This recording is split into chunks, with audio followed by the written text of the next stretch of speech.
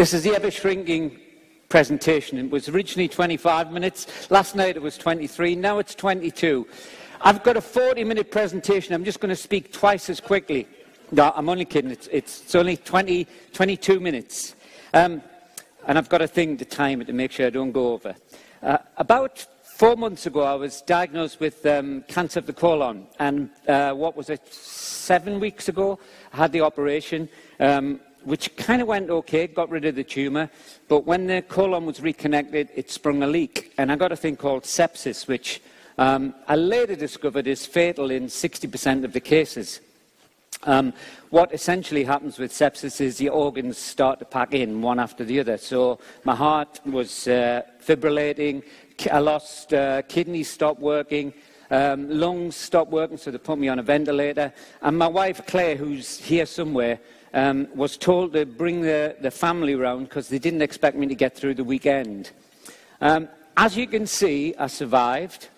And this is actually the first talk I've given since I was in intensive care. I was in intensive care for a week.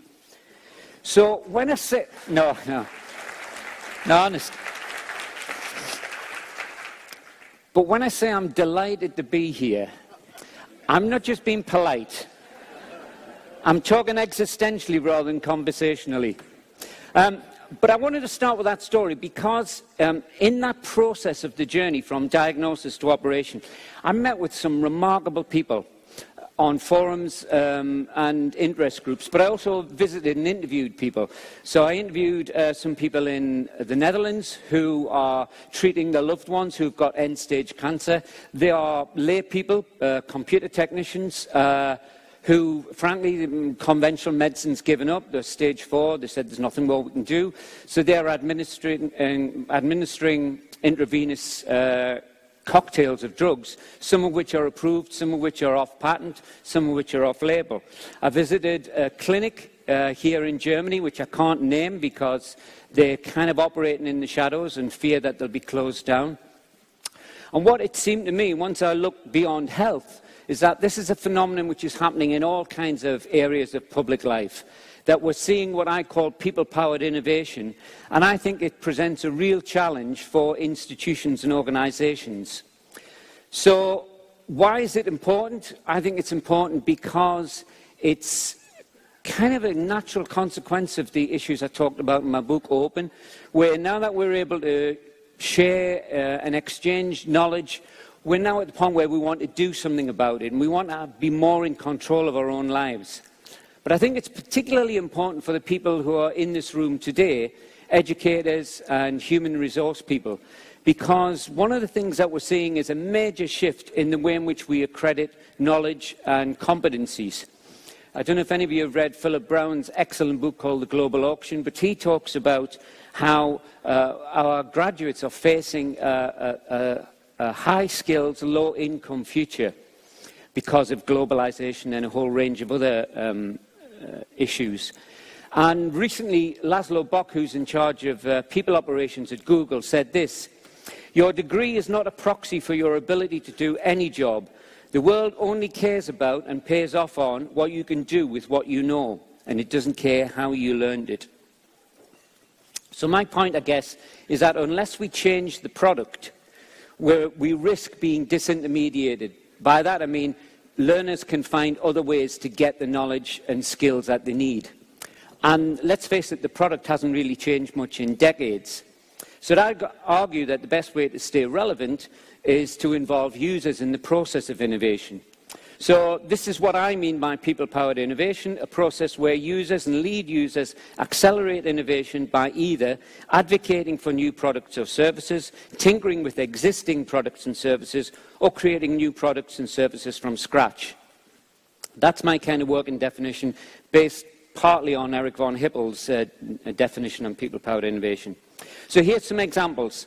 The potato crisp, the humble potato chip, was invented in 1853 by a chef called George Crumb, who worked at a restaurant in Saratoga. Now, he gets the credit for inventing it, but I think it should go to the disgruntled diner in that restaurant, who kept sending the potatoes back, said that they were too thickly sliced. And this kept going backwards and forwards. And eventually George Crumb got really pissed off about this and cut them as thin as he could, burned them to a crisp, smothered them in salt, and then sent them out. And the diner loved it. So he thought, oh, we're onto something here. But he didn't take out a patent. In fact, none of these examples have been patented. So 1853, we've always had people-powered innovation. In fact, you could argue that up until the Industrial Revolution, that's all we had. We had people-powered innovation.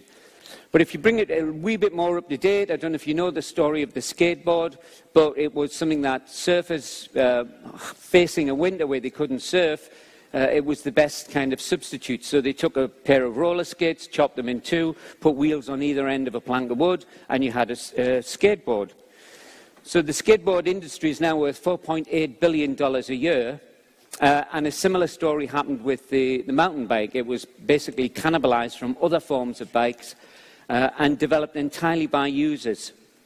To bring it even more up to date, I don't know if you're aware of this thing called Patreon. It's been set up by Jack Conte, who's a musician. Certainly wouldn't have thought himself as a kind of entrepreneur. But it kind of recreates in the digital age the 18th century notion of patronage for artists. So you pay up artists because you like their work. And it's been a hugely successful venture for Jack.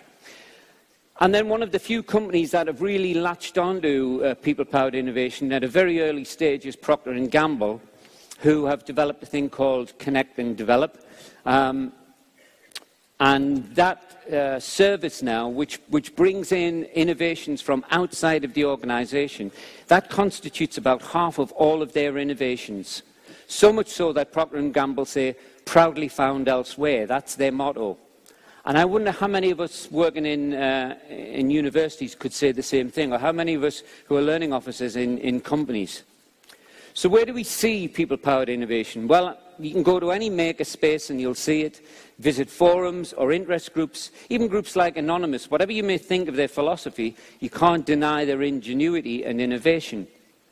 And I've looked at a number of examples, and I've identified 4 common characteristics. I'm going to quickly go through them. The first is need.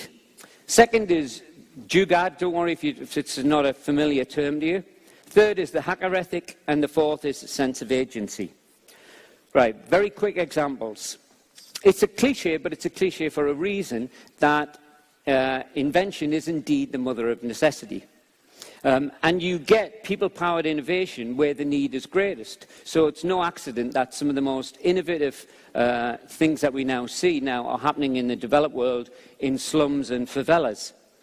So 85% of mobile transactions have actually originated in developing countries, and 50% of them were created by users. And if you think about it, that's kind of paved the way for things like Apple Pay and Samsung Wallet. The first use of mobile banking was actually in the Philippines, and what people did there was to take pay-as-you-go top-up vouchers, take the code from them, text them to their friends and family in other parts of the Philippines, and they used it as a kind of currency. But they're not just turning airtime into money, they're turning shit into money too. This is a genuine sign. I didn't make this up, but it says, if you can't read the bottom, it says, shit business is serious business. And there's a guy in Lagos in Nigeria, and Lagos has a big public health problem because people are using the streets as a toilet. But there's a graphic artist called Isaac Agbetusin who invented a thing that he called the dignified mobile toilet. They look like the kind of portaloos that you see on building sites, but he's designed it, built it, delivers it to communities, and then they charge people 10 cents to use them. But that's only part of the story, because then the waste is collected and turned into biogas, which is sold to energy companies. It's a genius. He's getting profit at both ends of the transaction. So that leads us to the second characteristic, and this is word jugaad. If you're not familiar with it, it's a Hindi term, which kind of means it's making the most of what you've got. So I don't know if you can see the photograph on the right. That's an ox-powered 2-story truck. During the rainy season, of course, people get drenched. So somebody found the cabin from an old truck, put it on. There are people on the top deck of the truck, people on the bottom, and they're staying dry. Making the most of what you've got. But it's also this sense of Jugaad as meaning good enough. What you see on the left is the world's first clay refrigerator. It was created again by just an ordinary user. And of course it doesn't work as well as a powered refrigerator that we might have in the West. It's cooled by cold water, which cools the clay. But when you've got temperatures of 45, 50 degrees in summer, it's good enough. It keeps the produce cool enough to be used, and it doesn't go off. Here's some very quick examples of Jugaad as well. Guy in the top left, he's frying his breakfast while he's listening to his MP3 player. Guys on the top right have designated the compartment a sleeper compartment. They took a blanket and put it up as a hammock. Guy at the bottom right, this is fascinating, he's turned what we in the UK call a flip-flop, Australians call them thongs, he's turned it into a gun holster. I don't know what he's doing with the other flip-flop. And the guy in the bottom left has invented a kind of hands-free kit. It's just a handkerchief with a mobile phone. I hope to God he's cut a couple of holes out in the front. But what we're seeing is that Jugaad principles are now being adopted by Western countries. And if you think about it, a company like Google, when it talks about everything's in beta, fail fast and iterate, that's a kind of Jugaad approach to innovation. And when Jugaad meets the next characteristic, I think things get really interesting.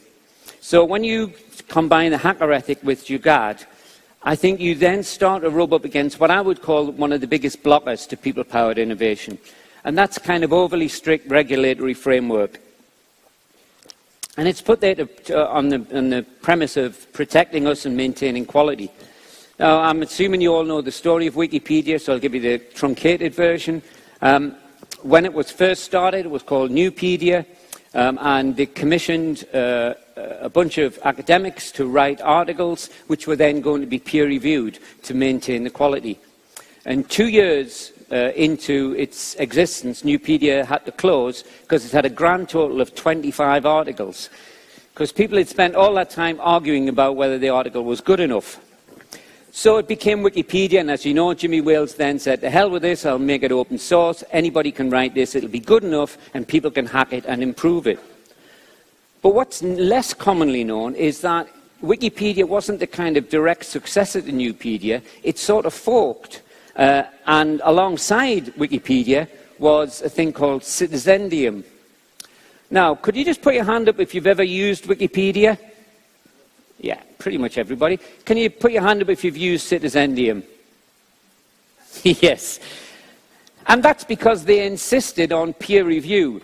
And if you go on the Citizendium website, they've got something like 160,000 articles which have been commissioned, and 106 of them, I think it is, have actually been released for citation. So I don't know what's happening with all the rest, but it seems to me there's a lesson here for academic publishing, because I don't believe peer review, unless it's open sourced, does anything other than obstruct research and innovation and not advance it. So here's an example from education, which is what I would consider to be Jugaad and the hacker ethic. There's a college in London called the School for Communication Arts. It's run by a maverick called Mark Lewis, and it serves the advertising industry. Now, it provides tertiary level courses, but they're not degrees because he can't get validated. Why can't he get validated? Because Mark invites people to hack its own programs, and he does it via this. He has a thing called the Curriculum Wiki. So if you're in the advertising industry and you think that there's a particular skill which is not being developed, or there's some new processes and practices, or if you're a student, or indeed a member of the public, you can put up on the Curriculum Wiki what you think should be taught. And Mark and his staff there will guarantee to turn that into a set of learning outcomes with a syllabus, and they'll have it up and running within 6 weeks. Now, of course, that means that he can't get validation, because in the UK, universities want to know what your program's going to be in 5 years' time. He doesn't know what they're going to be doing in 5 weeks' time. But he doesn't care, because all the students get jobs. They've got a 100% employability rate. So that's a case of, I think, the kind of regulatory frameworks that we've got coming up against innovation and people-powered innovation.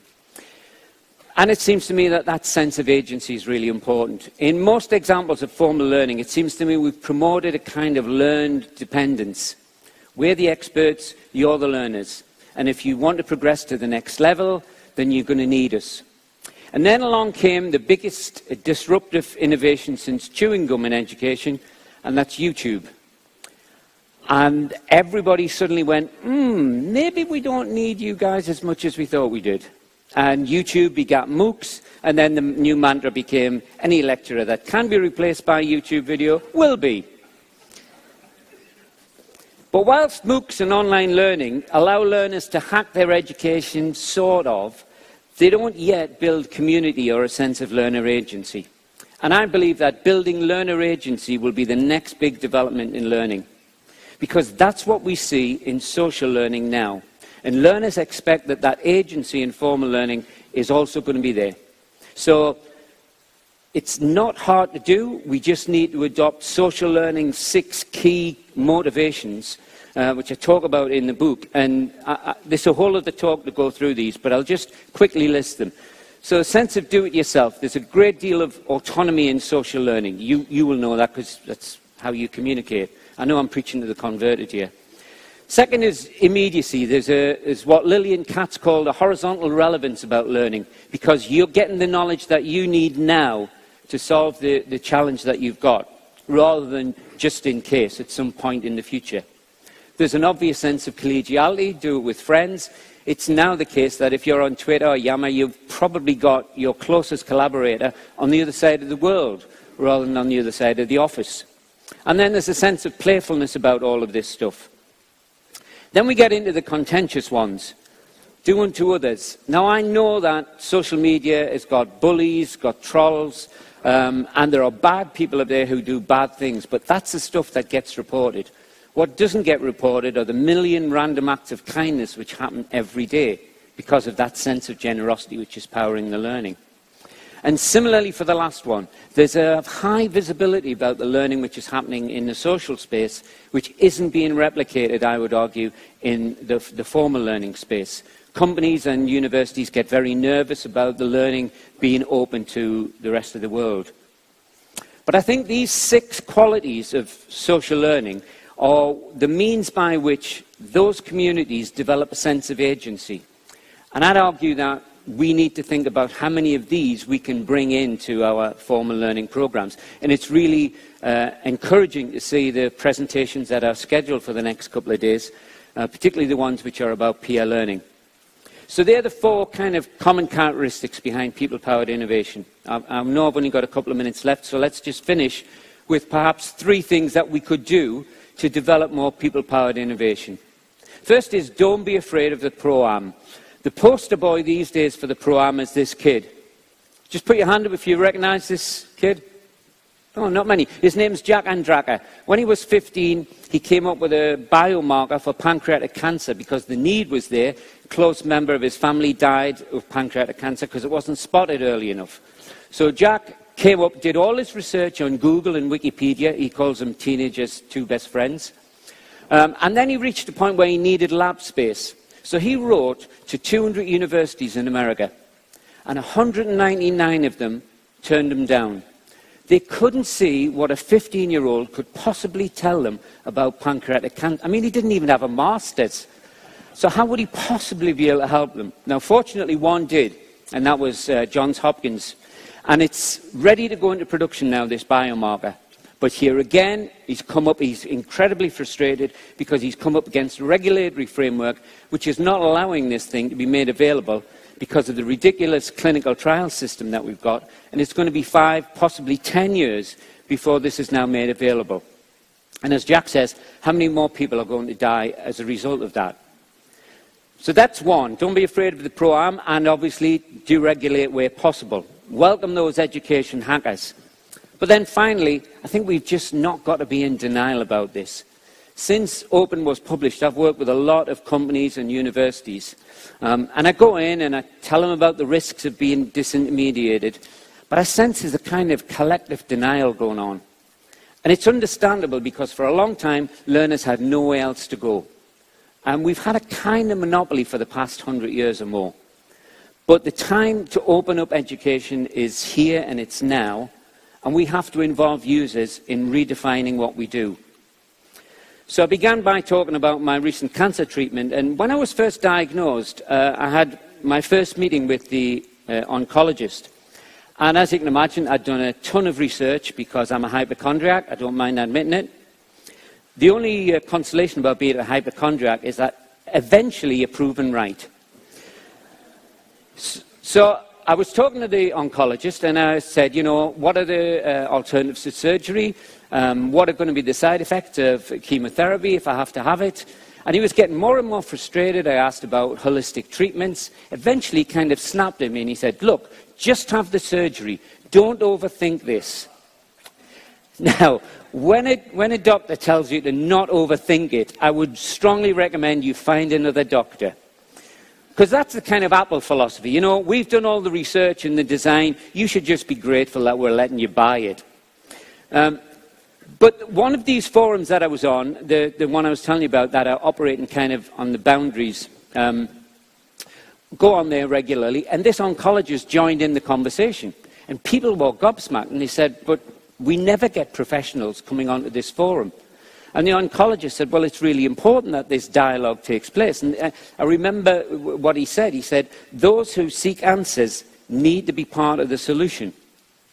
So I hope you'll think about how you can bring more people-powered innovation into your own learning programs and enable people to be part of the solution. Thanks very much for listening.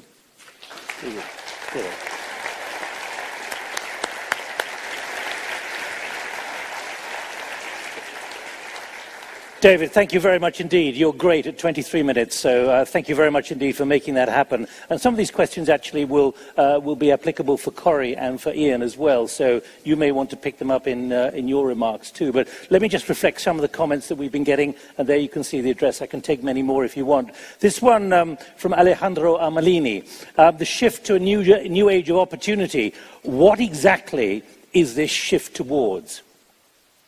Well, I think that's a bigger question. That's a question that I asked myself when I looked at the overall theme for today. But it certainly, as far as the thing that I was talking about, for me it is this shift towards knowledge is becoming more open. It's a curious kind of battle which is constantly taking place, because I think Corey will be talking to some extent about institutions and how they're making it difficult for that knowledge to be shared. But I think what we've seen over the past 10 years is a desire for people to have more control over their lives, and the implication behind all that, which is why I think disintermediation is such a powerful implication, is that, you know, if you're part of the music industry, you never thought that you'd be done out. If you were a travel agent, you never really thought that people would want to organise their own holidays.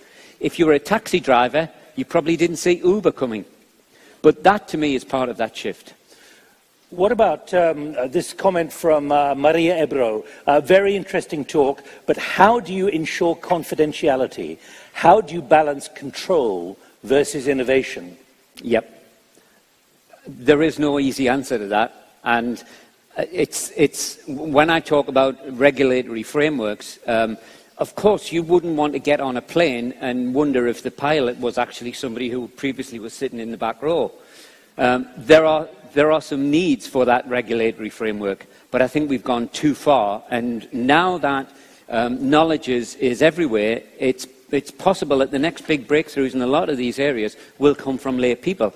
I just think that what happens currently is that we shut those people out of the conversation. And we need to work with them, as Procter & Gamble did. But do you see this as a genuinely serious problem, the issue of balancing control and innovation and confidentiality? Absolutely. But we were just talking about this earlier when we were talking about the Google DNS thing, and, you know, Google then potentially have access to a lot of confidential information. There's almost a sense in which I think the younger generation, you know, anybody under the age of 20, 25, has almost given up on the notion of confidentiality. I think people, and it's not always in their best interests, but I think people are recognizing that perhaps they've just got to give some of that information away, and you have to trust some of those organizations. But there's no easy answer to this, and I think it's constantly in play. It's constantly in flux, this tension. All right, I'm trying to reflect as many of your thoughts as are coming to me at the moment, so we're moving all over the place. What about this from Alex Anastasiadis? Where do we see people-powered innovation going now? I'd love to see more of it in education, because I think it is one of the How areas... can that be achieved? How can it be achieved? It can be achieved by strategic decisions by organisations that they're going to work with. I've just started working with the largest bank in Ireland, and they took a conscious decision that their services hadn't changed much in about 30 years. And so they need people to help them redesign those services. But that has to come from the senior management, recognising that in most cases, the rate of innovation cannot possibly keep up with the demand for change that customers are exercising. There's a comment here which is really based around the generational challenge, I suspect, from Ben Fisher. How do we get all teachers now to work with this new reality, the new media, the new digital space, to work with these new opportunities? And it's something which I'm sure Corey and Ian would address as well. But your view, David, at the moment. What I always say, and I do a lot of work in schools, when people are trying to bring in new innovations, particularly technologically based ones, is work with the enthusiasts and don't waste your time with the people who are just not going to want to change no matter what happens. We were having a conversation with a colleague from Australia. I can see people have got the scars where they've tried. A colleague last night had just that problem. You know, that there are some people who, and you can see the challenge. They're in the 50s, 60s, and they've just decided they've learned enough stuff. You know, it's like the Homer Simpson thing. Every time I get a new piece of information, some old stuff's got to go out the brain to make way for it. And you're being very defeatist, aren't you? I'm not. I just know that if you want innovation to happen, you've got to protect it and nurture it. And the best way to do that is to create a safe space for innovation. So I've worked in schools that will create these innovation pods, and they have a simple rule where they say, you don't have to be part of this innovation if you don't want to. The only thing you can't do is to say anything or do anything which is going to prevent it from taking place. If you don't want to be part of it, then at least step out of the way. So I think because it's really hard to get new innovations to happen in education. Education it's always progressed incrementally, and the problem is now the world's moving so fast that incremental shift isn't going to cut it anymore. This is coming through as a theme, which I'm sure is in the back of almost everyone's mind in the audience here, or the delegates. But this is continuing this, David. How can we integrate the shift in the organization's core as mainstream? How can we change the working way of people? Appreciate the opportunities. I'm interpreting here this question. Well, again, I come back to involving the learners. I've kind of been involved in music education for a while, because I was a musician before I got a real job. And one of the programs I introduced was pretty radical, because it was about starting with the kids' musical interest. And at the time, teachers said, but we don't know anything about hip-hop. You know, and I'd say to people, yes, but you've got a pair of ears. You can help these students. I think what happens is that when educators see the impact that it's having on students, that innovation is having on their lives, you hope that most of them will accept the need to change. And in the process of changing, it seems to me that you're not just changing the pedagogy, you're changing the relationship with your students.